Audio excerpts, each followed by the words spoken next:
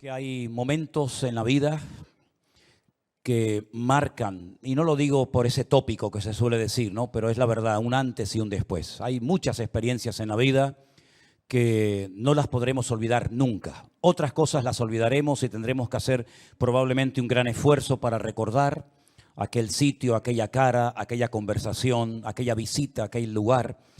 Pero ya digo, hay otras experiencias en la vida que nunca jamás se pueden olvidar. Y en este tiempo que grandes hombres de Dios y mujeres también, como no, había momentos en su vida en el que decían o hacían algo que era como una especie de declaración de fe y que marcaba en el mundo espiritual una marca, una señal. Piensen, por ejemplo, ustedes en aquel personaje llamado Jacob, un hombre que cuando llega a Egipto, el faraón le dice, ¿cuántos años tienes? Y él dice, tengo pocos y malos. Y le dice, ¿pero cuántos tienes? Dice, 147. Pocos y malos. Y es un hombre que fue un luchador desde el vientre de su madre. Ni siquiera había nacido y ya estaba peleando. Dice la Biblia que no quería que su hermano Esaú naciera el primero y lo agarró, lo enganchó por el calcañar y desde pequeñito ya estaba peleando. Toda su vida fue una lucha detrás de otra, una detrás de otra. No todo lo que hizo es correcto, pero sabemos que el objetivo de Jacob siempre era ser una persona que gozara del favor y de la bendición de Dios. Ese era su anhelo, su meta en la vida, tener la bendición de Dios. Mi hermano no la quiere, yo la quiero. Y dice la Biblia que tiene una noche un encuentro cuando ya retorna de ese largo exilio de más de 20 años para por fin establecerse en la tierra prometida. Pero él tiene previamente que encontrarse con su hermano Esaú, del cual huyó porque éste quería matarlo. Y la Biblia dice que durante toda la noche peleó contra un varón y estuvieron hasta el alba peleando el uno contra el otro. Y hay una declaración que allí hace Jacob que sin lugar a dudas marcó un antes y un después en su vida. Y le dice, no te voy a dejar hasta que no me bendigas. Si la bendición la tengo que obtener a puñetazos, vamos a los puñetazos.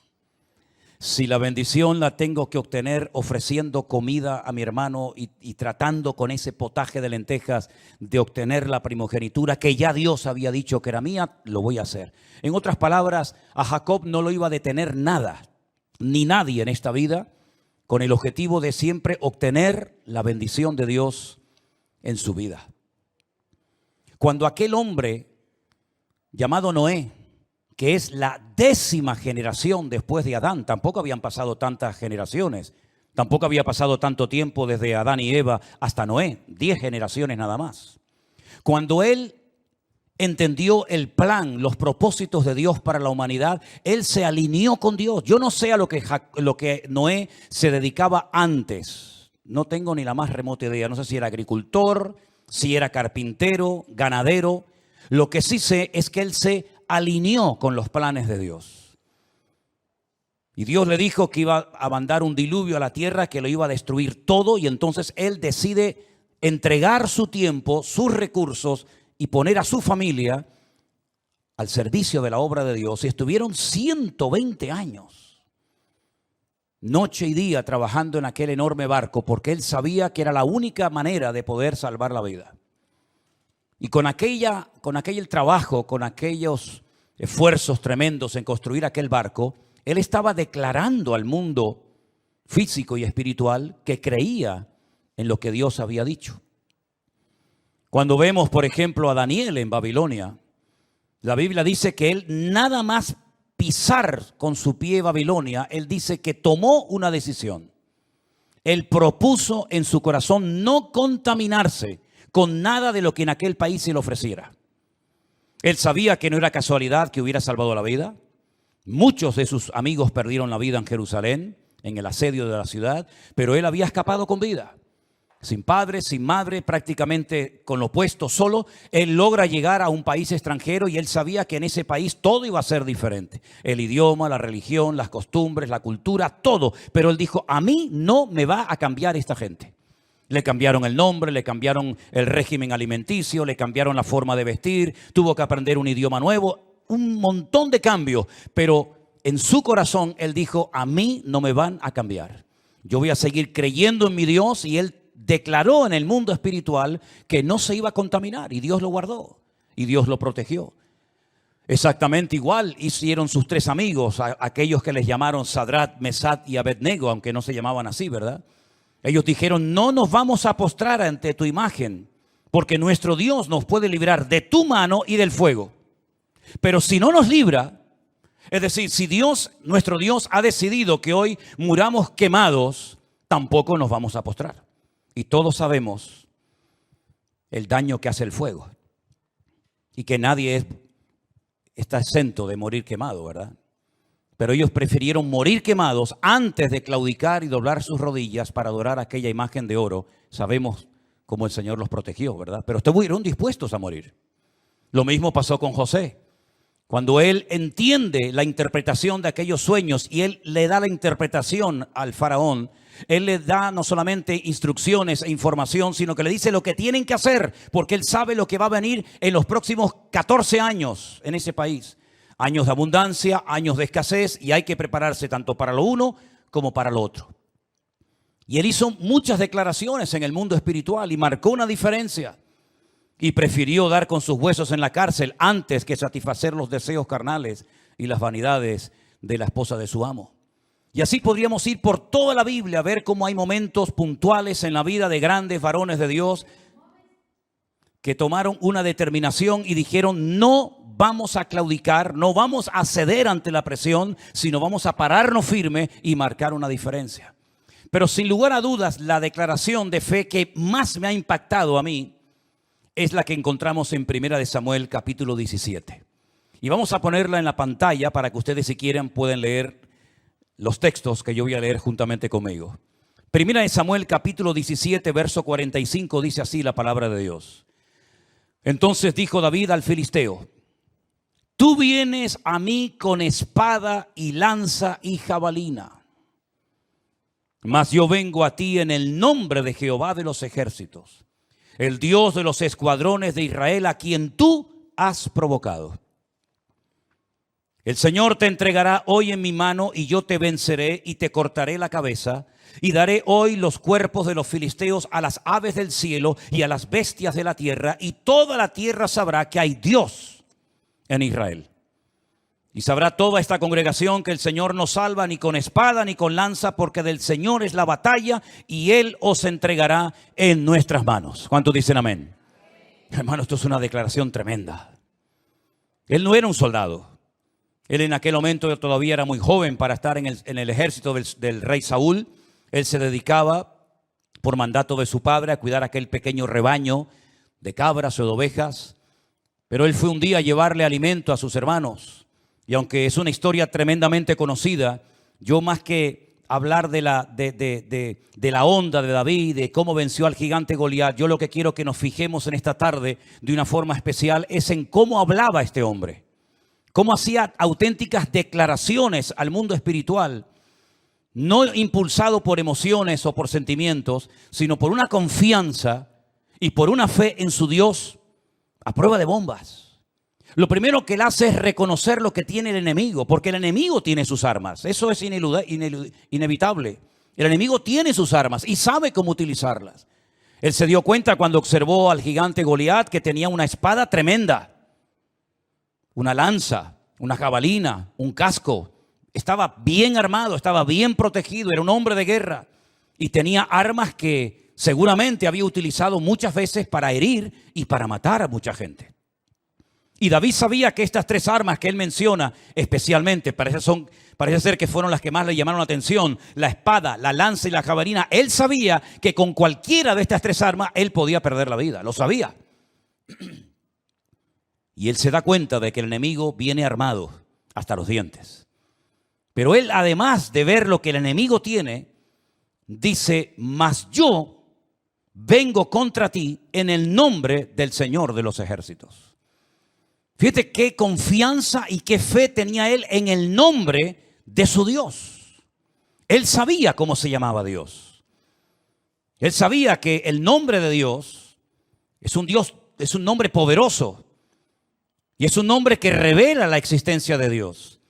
Y es un nombre que hace una diferencia entre dioses paganos y el Dios vivo y verdadero.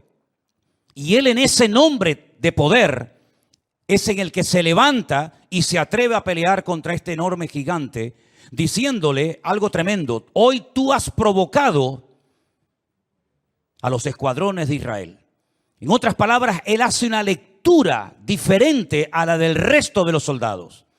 Para Saúl y para los soldados era una guerra más, era un combate más. No fue la primera ni la última vez que Israel se enfrentaría contra los filisteos. Los filisteos durante muchos años le estuvieron amargando la vida al pueblo de Israel. Desen cuenta que los filisteos ocupaban toda la costa mediterránea de Israel y controlaban el comercio, sabían quién entraba, quién salía. Ellos tenían desde Gaza, la franja de Gaza hoy en día, ese era el territorio de los filisteos, la franja de Gaza, Ecrón, Asdod, Gat, Askelón, Asdod, es decir, ciudades que hasta el día de hoy muchas de ellas existen, donde viven miles de personas, y ciudades hermosas donde podías observar quién venía en el horizonte, qué barco se iba, qué barco entraba, etcétera, etcétera. Ellos estaban muy bien posicionados, era un ejército tremendamente poderoso. Y muchas veces Israel sufrió por los ataques de los filisteos. Prueba de ello que Saúl, el rey de Israel, murió peleando contra los filisteos en el monte Gilboa, al norte de Israel. Pero él se dio cuenta de que no era una guerra como siempre habían habido guerras entre los filisteos, los amorreos, los enemigos típicos de la zona, sino que él entendió que aquello tenía una connotación espiritual. A quien tú estás provocando no es a nosotros como soldados. Tú estás provocando a Dios. Tú estás desafiando a nuestro Dios. Tú estás retando a nuestro Dios. ¿Tú te crees que nuestro Dios no es lo suficientemente poderoso como para librarnos de tu mano y permitirnos hoy ver una contundente victoria sobre ustedes?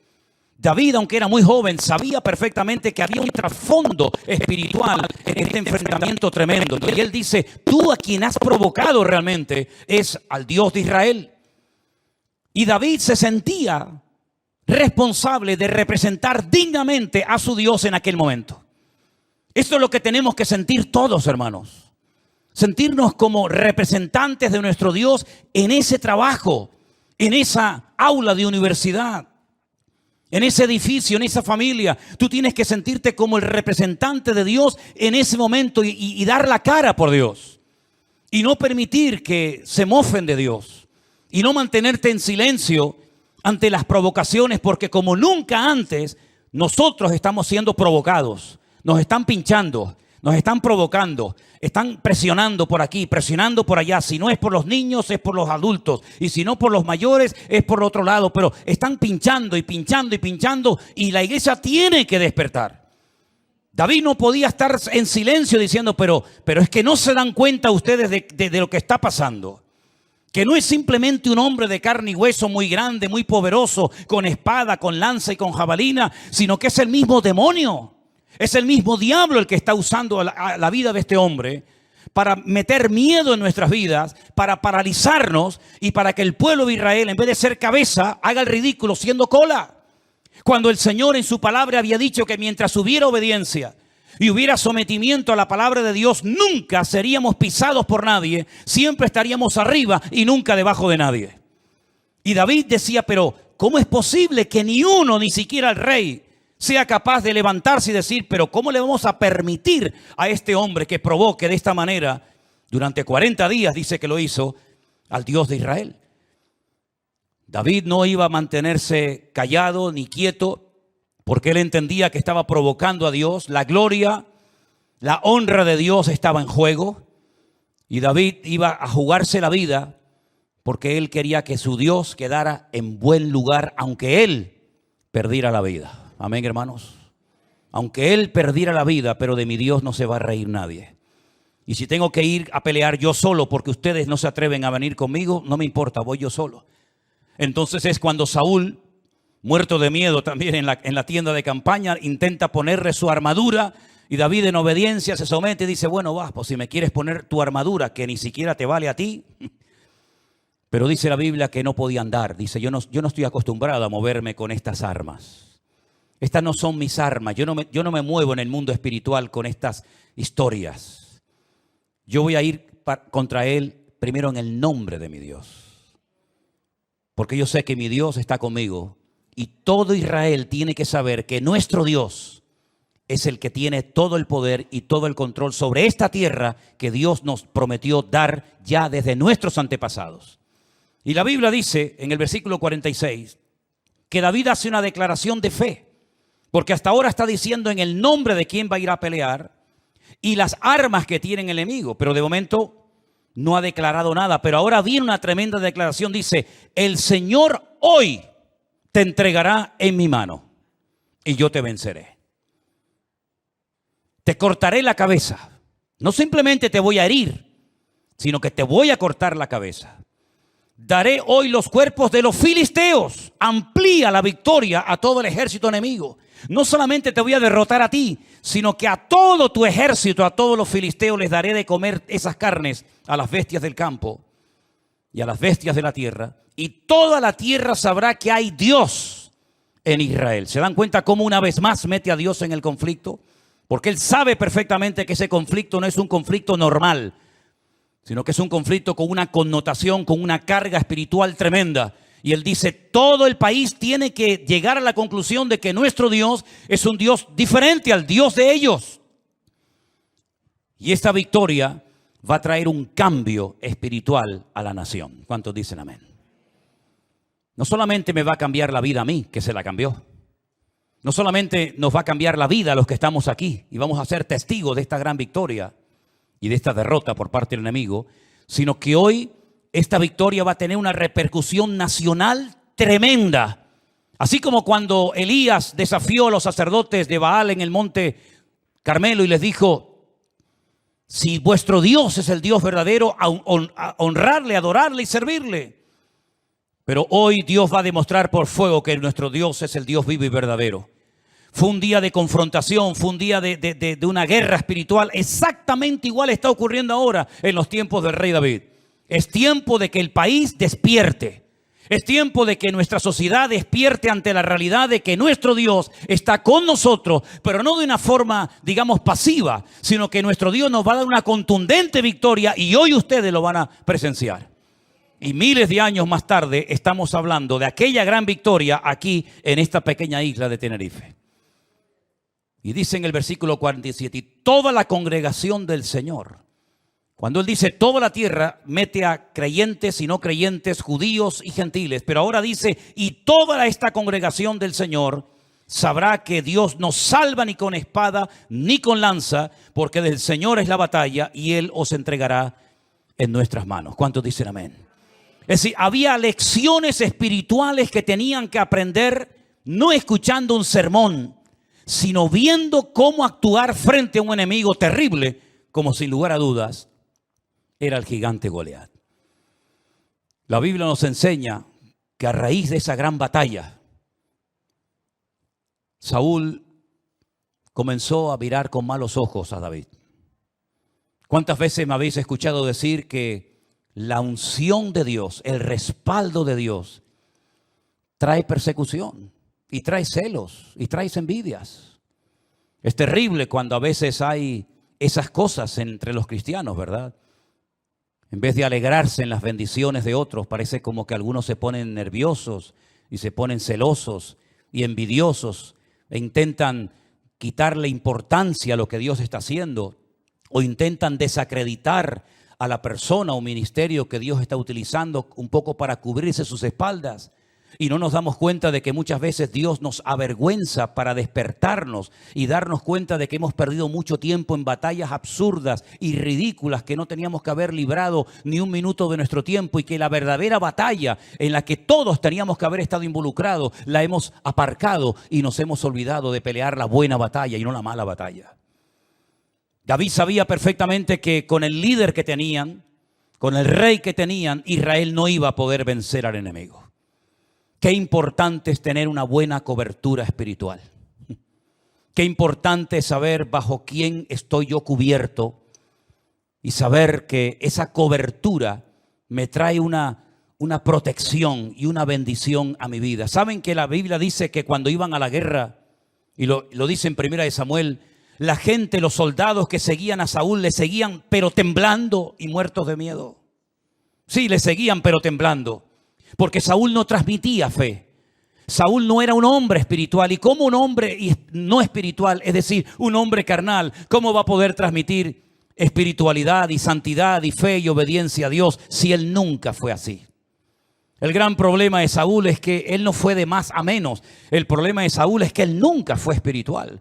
Hoy en día diríamos los cristianos, nunca nació de nuevo, ¿no? Diríamos hoy en día nosotros los creyentes. Saúl nunca fue una persona espiritual, nunca fue una persona de oración, nunca compuso una alabanza para el Señor, nunca preguntó, por ejemplo, ¿dónde está el arca de la alianza? ¿Sabéis lo importante, no? Que era el arca de la alianza en aquellos días, era aquel mueble sagrado, símbolo de la presencia de Dios para con el pueblo, que llevaba en su interior un poquito de maná, para recordar cómo Dios provee las necesidades del pueblo y cómo llevaba las tablas de la ley, de la ley de los 10 mandamientos, etcétera. Nunca preguntó, oye, ¿y el arca dónde está? ¿Dónde para? ¿Quién la cuida? ¿Quién la limpia? ¿Quién la atiende? Nunca. Y estuvo 40 años como rey, hermano.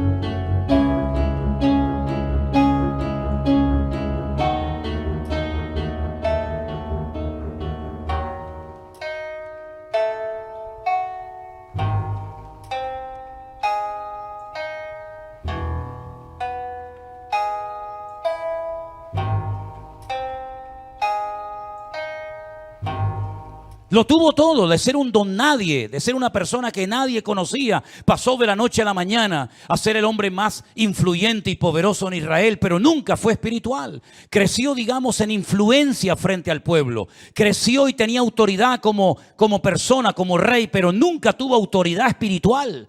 Es más, lo vemos incluso en momentos de desesperación recurrir a una bruja, a una santera, para que le responda, ya que Dios había decidido no perder el tiempo con él. Hasta el punto que le dijo al profeta Samuel, no ores más por él, te lo he dicho ya un montón de veces, no pierdas el tiempo, no ores por Saúl, es una pérdida de tiempo seguir invirtiendo tiempo en este hombre, porque no va a cambiar. Yo ya me he buscado a otro hombre conforme a mi corazón, una persona fiel, con problemas, con su carácter, con lo que quiera, pero es un hombre que me ama. Y es un hombre que cuando le digo que haga una cosa, la hace y no lo hace mal y luego le echa la culpa al pueblo para justificar sus pecados o sus errores, ¿verdad? Saúl fue, como dije en una ocasión, un juguete roto. El pueblo se precipitó. Ya la Biblia hablaba de que algún día tendrían un rey. Ya la Torá decía cómo tenía que ser, lo que tenía que hacer, cómo tenía que vivir, qué cosas tenía que evitar, pero tenía que ser de la tribu de Judá. Ya lo dijo Jacob el día que se está despidiendo de sus hijos, que el cetro, la autoridad, el mando, la realeza, la tendría siempre la tribu de Judá.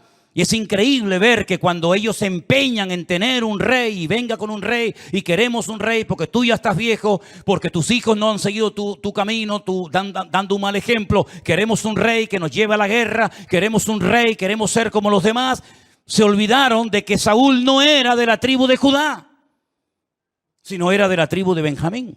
Y ya simplemente por eso, por muy alto, por muy imponente, por muy carismático que pudiera ser, diríamos, ya no puede ser rey de Israel, porque los reyes tienen que ser de la tribu de Judá y no de ninguna otra tribu.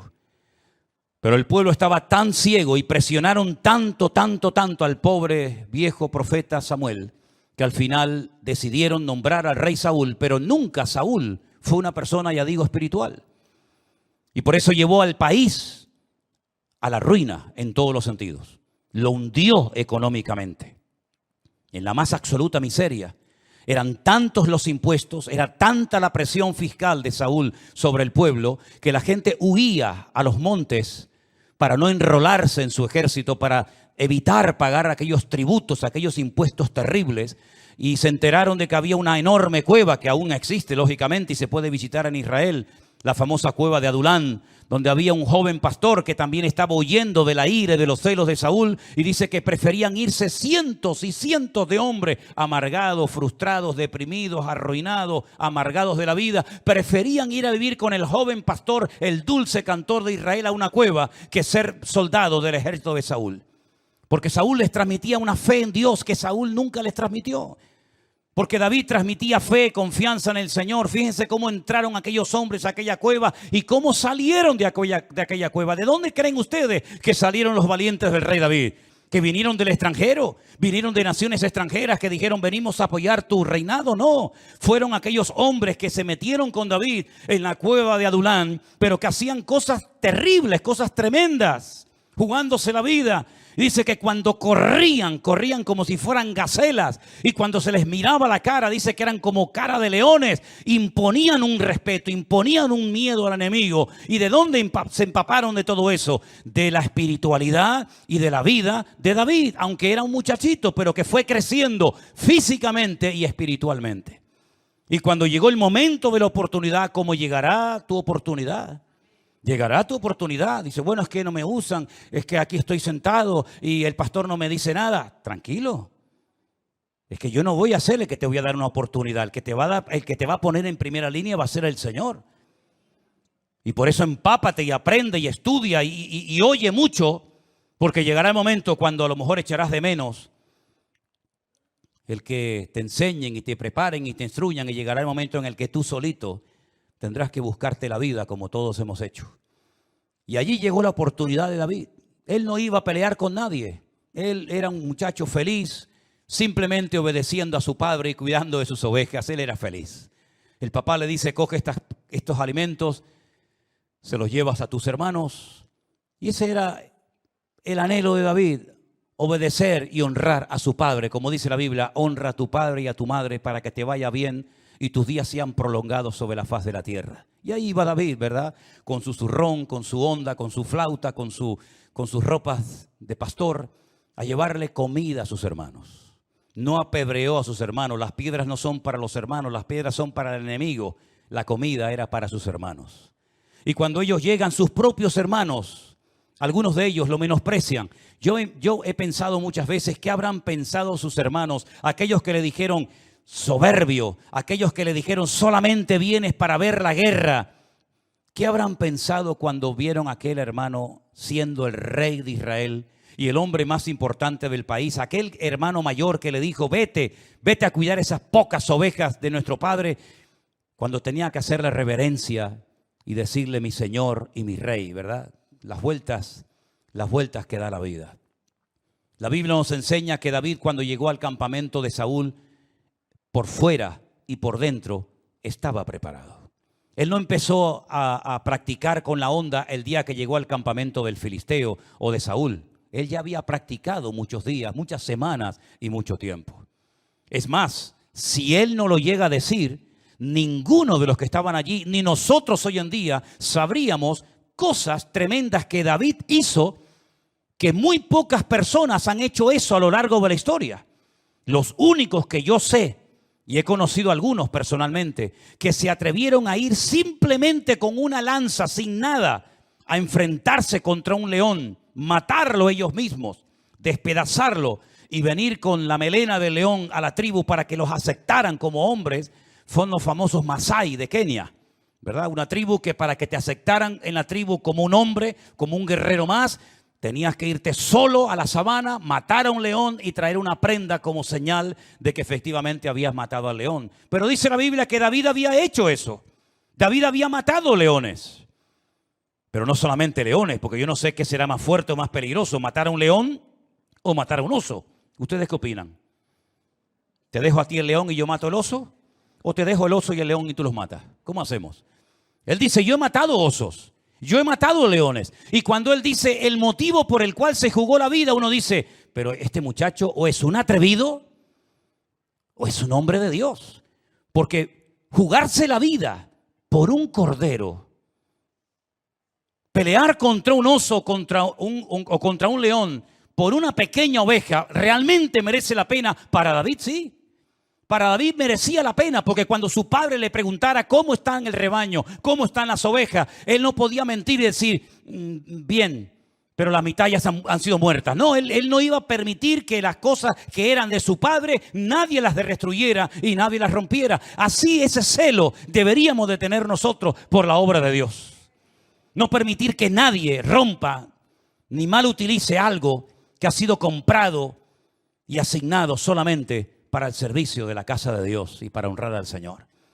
Una guitarra, una batería, una silla, una cuerda, lo que sea. Si eso ha sido comprado con ofrendas, con diezmos, con ayuda, con sacrificio de hermanos, vamos a cuidarlo, vamos a limpiarlo, vamos a tratarlo bien, porque es lo que Dios nos ha dado para que le honremos y le glorifiquemos a Él. Él sabía que era importante jugarse la vida por un pequeño cordero, una pequeña oveja, porque era el cordero y la oveja de su padre.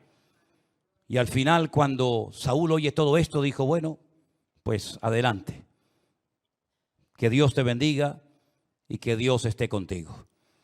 Pero lo interesante de esta historia es que él entendió que ese día era un día importante para la historia del pueblo de Israel. Era el día en el que Israel, el Dios de Israel, había sido provocado. Estaban provocando a Dios. Estaban pinchando a Dios. Dice la Biblia que Goliat lo maldijo. La Biblia dice que lo menospreció. Y es lo que el mundo, es la misma táctica del diablo hoy en día. Menospreciarte como cristiana. Tú estás loca.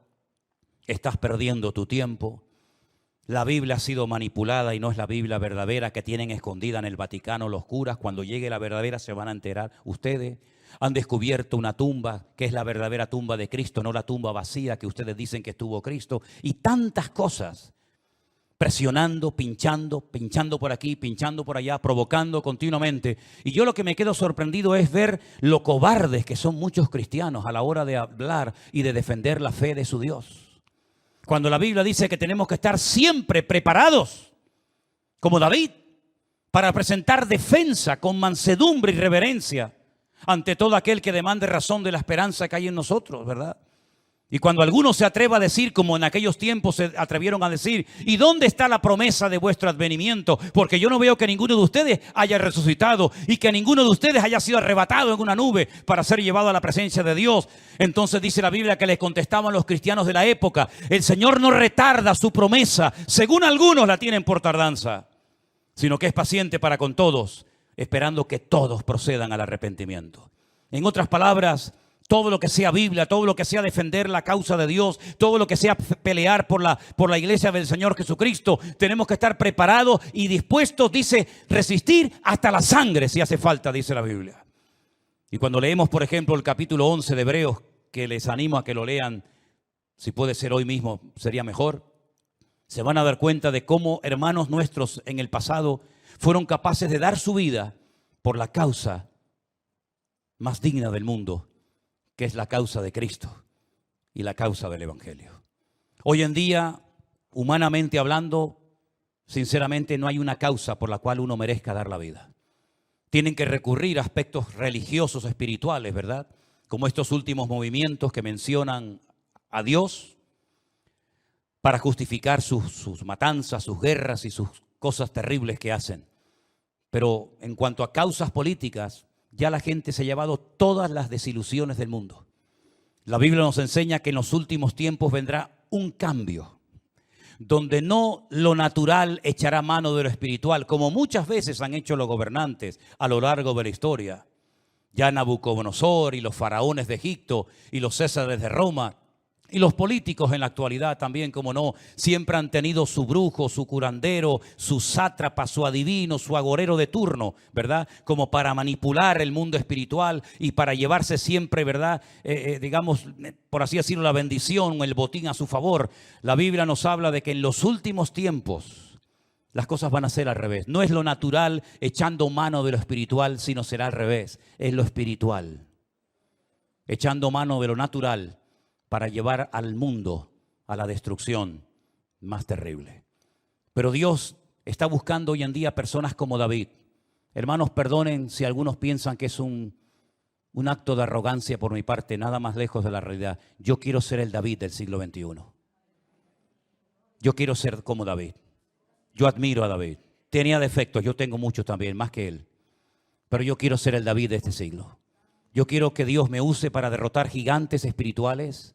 Yo quiero que Dios me use para matar osos y leones si hace falta.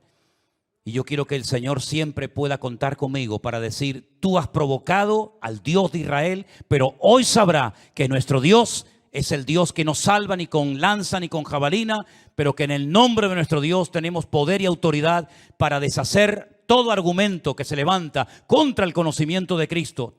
Porque las armas de nuestra milicia no son carnales, pero son poderosas en Dios, mis hermanos, para destruir fortalezas, para llevar cautivo pensamiento a la obediencia de Cristo Jesús. Yo quiero ser ese David, aleluya. ¿Cuál es la declaración de fe que sería bueno que tú hoy hicieras? David declaró en fe, hoy te voy a cortar la cabeza, hoy te voy a vencer y todo Israel sabrá que nuestro Dios es el Dios vivo y verdadero. Esa declaración la hizo David. ¿Cuál es la declaración que sería bueno que tú hicieras hoy? Piensa, no es una declaración motivada por un afán de protagonismo. No es una declaración o confesión de fe basada en míreme a mí, observe, no. Sino es una declaración de fe donde yo quiero proclamar que en esa circunstancia mi Dios se va a manifestar. Tal vez en tu vida la manifestación de Dios pasa por sanarte, porque a través de esa sanidad tú le declararás a la ciencia médica que tu Dios es poderoso. Tal vez en el caso de otras personas, tu declaración de fe pasa por otro aspecto, familiar, económico o de cualquier otra índole. Pero yo creo que esta tarde sería muy bueno que todos y cada uno de nosotros en nuestras circunstancias particulares, sean cuestiones matrimoniales, económicas, familiares, de salud, etcétera, hiciéramos una declaración de fe. Porque el objetivo es, con esa declaración, permitirle a nuestro Dios, darle a nuestro Dios la libertad para que Él se dé a conocer y que el mundo vea la gloria y el poder de nuestro Dios. ¿Te gustaría? ¿Te gustaría ver en ese hijo descarriado el poder de Dios?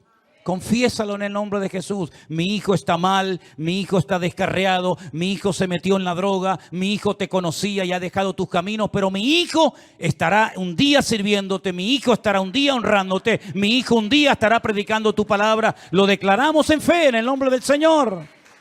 Tengo que tener un montón de medicamentos, tengo un montón de visitas al médico, tengo un montón de pruebas, tengo un montón de analítica, pero en el nombre del Señor yo confieso hoy que mi Dios puede, si quiere hoy mismo, sanarme para que yo mañana me pare en este púlpito y le diga a los psicólogos, a los psiquiatras, a los neurólogos o a quien sea, mi Dios ha demostrado su poder y su autoridad en mi enfermedad y yo soy un botón de muestra de ello. En otras palabras, no vivas una vida cristiana pasiva diciendo, bueno, me tocó esto. No, querido. Capaz que el Señor permitió eso para sacudir tu vida y para que sepas cuál es tu lugar en el cuerpo de Cristo y que puedas decirle al mundo, como aquella muchachita, Johnny, no sé cuántos leyeron la historia de Johnny, aquella chica campeona de natación que tuvo un accidente y desde su silla de ruedas da testimonio al mundo de cómo el Señor ha restaurado y confortado su alma. Y tantos personajes de la historia del pasado y del presente que han utilizado y utilizan sus circunstancias, sean cuales sean, para que Dios sea glorificado a través de ellos. Cuando estuvimos en Guatemala este año, hace unos meses, conocimos a varios pastores que están dentro del presidio cumpliendo condena y dentro conocieron a Cristo. Y uno de ellos particularmente me decía, hermano Manuel, este es el lugar que Dios tenía para mi vida. Tengo que estar 25 años de mi vida aquí adentro y llevo 8. Y aquí me convertí y aquí me preparé para ser pastor y para estar al frente de esta congregación. Bueno, el Señor permitió todas aquellas circunstancias y ese es el lugar donde ni tú ni yo podemos estar. Pero allí hay presencia de hermanos nuestros pastores sirviendo al Señor porque ellos han entendido que esas son las circunstancias que el Señor permitió para que ellos estuvieran en un lugar donde es necesario 24 horas al día marcar una diferencia y ser una luz en medio de tanta tiniebla y de tanta oscuridad. Hermano, es hora de que tú descubras y sepas leer las circunstancias espirituales de tu vida para que tú puedas pararte y decir, estas son mis realidades. No es lo que a mí me gustaría y que... No, vamos a dejarnos de soñar en cosas que no son reales. Vamos a trabajar con la realidad. La realidad, ¿cuál es? Esta es mi realidad, esta es mi situación. Pues voy a utilizar esa situación, esa prueba, llámalo como quiera, como una plataforma para confesar y para demostrarle al mundo que mi Dios es mucho más poderoso y con mucho más autoridad que esa enfermedad, que ese problema o lo que sea. Hermano, yo siento en mi corazón que tenemos que hacer eso. De nada sirve que usted esté toda su vida viniendo a esta congregación y venga a oír, y venga a oír, y venga a oír, y venga a oír mensajes. Hermano, yo este año en este mismo púlpito, yo hice en fe una declaración. Cuando nos decían no van a poder viajar, no van a poder ir como familia a Israel, las circunstancias son todas un desastre, no se pueden ir. Yo dije, Señor, ¿cómo que no vamos a poder ir? Cuando tú ya has abierto puertas, cuando tú ya has tocado corazones, cuando tú nos has puesto en gracia delante de personas, ¿verdad? Para que nos ayudaran a poder viajar por primera vez en nuestra vida como familia a ese lugar tuyo, a esa tierra tuya. Y yo dije aquí en el nombre de Jesús, vamos a ir. Porque el Señor ha comenzado a obrar y cuando el Señor comienza a obrar, Él no añade maldición con la bendición. Y fuimos, hermanos, y nos gozamos. Y estuvimos allí como familia alabando y glorificando al Señor y gozándonos en un viaje inolvidable. Yo creo que ha sido la experiencia más hermosa que he tenido en toda mi vida, poder viajar allí con mis hijas, con Adriel, con Elena. Hermano, no vamos a estar soñando. Vamos a abrir la puerta al mundo espiritual para que en el nombre de Jesús las circunstancias comiencen a cambiar. Termino diciendo esto. David llegó allí, tenía un Dios poderoso, había matado osos, había matado leones, sabía perfectamente que aquello era una batalla más bien con una connotación espiritual que otra cosa. Sabía lo que tenía que hacer, pero de nada hubiera servido todo ese bagaje si hubiera dicho, bueno, yo vine aquí a darle de comer a mis hermanos, ahí está la comida, que Dios les bendiga, hasta luego, me voy. No, no, yo llegué en el día exacto, al lugar correcto, para que hoy yo sea el representante de Dios en este campamento donde todo el mundo está muerto de miedo, porque yo sé que mi Dios me va a ayudar para vencer a este gigante. Y mi victoria va a contagiar a todo el resto del país. Bueno, tal vez lo que tu familia necesita es que tú les contagies con bendición. Tal vez lo que tu familia, lo que tu gente necesita es ver en ti, no con palabras, sino con hechos y con realidades, ese cambio de actitud, porque la actitud es lo que marca la diferencia. Cerramos nuestros ojos en esta tarde, mis queridos hermanos, y quiero que estemos orando unos momentos y pensando, porque lo vamos a hacer en esta tarde. Vamos a confesar así como David confesó, que vencería y derrotaría al gigante Goliat. Quiero que pienses en este momento, en qué circunstancia, en qué situación yo me encuentro en este momento, que si se la entrego y la pongo en las manos de mi Dios, esa circunstancia podría traer mucha bendición a mi familia. Esa circunstancia podría cambiar muchas cosas. Piensa, hermano, piensa por un momento todo lo que te estoy diciendo, porque vamos a pasar ahora a la parte práctica del mensaje. Hemos escuchado la palabra. Hemos escuchado la palabra en esta tarde y vamos a poner en práctica lo que hemos oído. Aleluya. Cierra tus ojos ahí orando a nuestro Dios.